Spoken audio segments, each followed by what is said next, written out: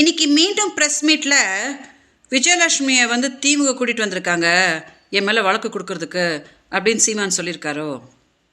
சீமான் அவர்களே, முதல்ல சொன்னீங்க எனக்கு விஜயலட்சுமி யாருன்னே தெரியாது அப்படின்னு சொன்னீங்க. அவங்கள காங்கிரஸ்காரங்க கூட்டிகிட்டு வந்திருக்காங்க அப்படின்னு சொன்னீங்க. அடுத்ததான் நான் வந்து வழக்கு உங்கள் மேலே கொடுத்த போது அவங்கள வந்து பாரதிய ஜனதா கேட்டிருக்காங்க அப்படின்னு சொன்னீங்க.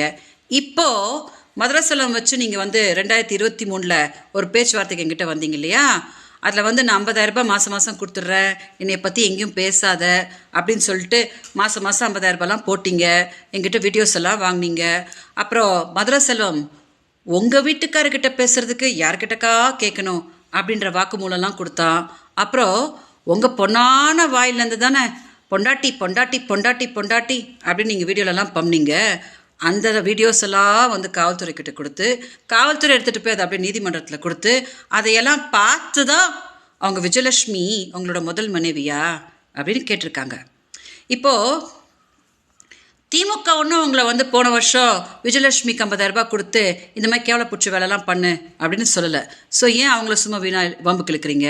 அப்போ இன்னொரு விஷயம் சொன்னீங்களாம், அந்த பொம்பளை கொஞ்சம் நேரில் வர சொல்லுங்கள், நான் உட்காந்து பேசுகிறேன் அப்படின்னு.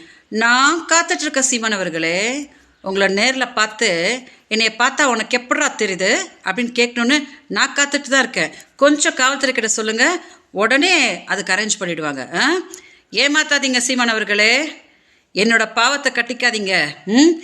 2 நாளைக்கு முன்னாடி கூட சமாதான பேச்சுவார்த்தைக்கு நீங்கள் ஆட்களை அமுச்சுட்டு இன்னைக்கு அப்படியே ப்ரெஸ் கிட்ட வந்து அந்த பொம்பளை அவள் அப்படி இப்படி அப்படின்னு இன்னைக்கு கூட துரோகம் பண்ணுறீங்களா?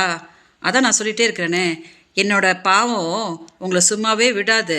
இன்னும் எப்படிலாம் போட்டு பருத்தி எடுக்க போகுது அப்படின்னு நீங்கள் பாருங்கள். மீடியா தயவு செஞ்சு இந்த வீடியோ கொஞ்சம் டெலிகாஸ்ட் பண்ணுங்கள்.